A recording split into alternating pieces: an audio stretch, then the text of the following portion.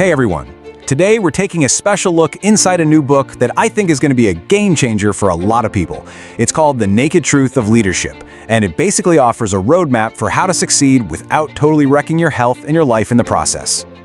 So let's just jump right in with a question that really gets to the core of it all. A question I bet a lot of you have asked yourselves. Is all this grinding, all this pressure, is it really worth the personal cost? I mean, this is the world we live in, right? This always-on culture, where the line between your work life and your real life has just vanished. And it's not just making us tired, it's creating a full-blown crisis of stress and burnout. And look, this isn't just a hunch or a feeling, it's a massive global issue. It got so bad in France, for instance, that the government literally had to step in. They passed a right to disconnect law just to protect people's personal time. That tells you how serious this has become. Okay, but here's where the book really starts to dig in. The cost of all this pressure, it's so much more than just feeling mentally exhausted at the end of the day. It actually gets physical. Yeah, just look at what happens inside our bodies. When we're under constant stress, our system gets flooded with hormones like cortisol and adrenaline. The book explains how this keeps us in a permanent fight or flight mode, and over time, that physically damages our blood vessels and massively increases our risk for heart disease. This isn't just a guess, it's what studies of high-stress jobs show again and again. And that physical damage? Well, it kicks off this awful chain reaction for your leadership. First, it clouds your judgment, right? Making clear, rational decisions feels almost impossible. Then, that constant pressure can easily spiral into anxiety, depression, and this deep feeling of being totally alone.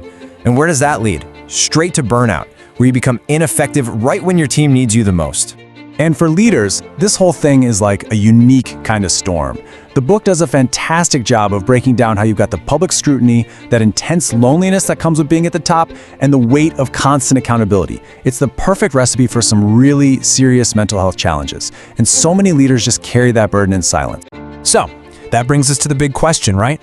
Is there another way to do this? Is it actually possible to be a great leader without completely burning yourself out? Well, according to this book, the answer is a huge, resounding yes.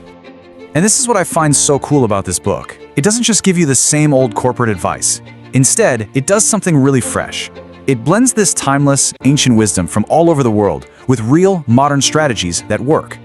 For example, the book dives into these incredible lessons on emotional control and mindfulness from the ancient epic, the Ramayana. But it's not just some history lesson. It shows you how a massive company like SAP is using these exact principles right now to help their people manage stress. How cool is that? It also pulls from other deep spiritual traditions, like Islamic teachings on patience and gratitude. And what's fascinating is how it presents these ideas not as religion, but as a practical operating system for your mind. Real techniques you can use to find that inner peace, even when everything around you is chaotic.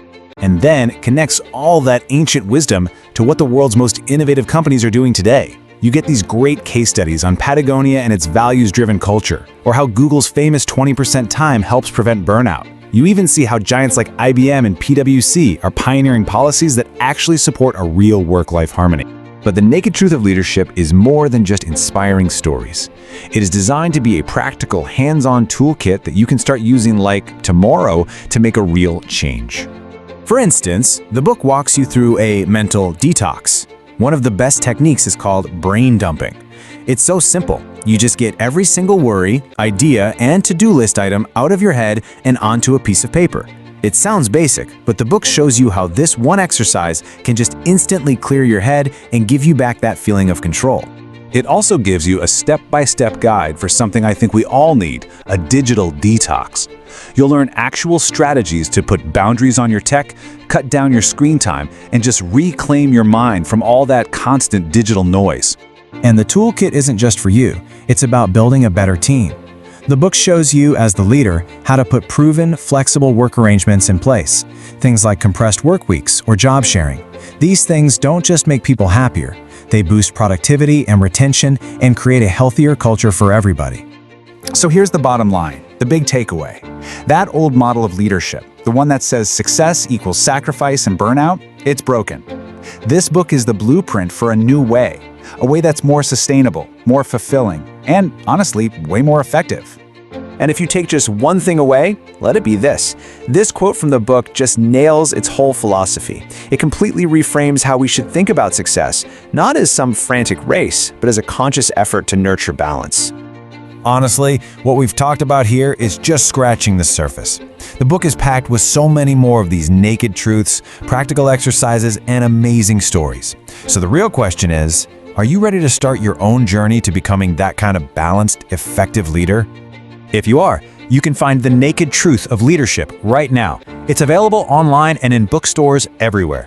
And I really think it might be the most important investment you can make in your career and in yourself.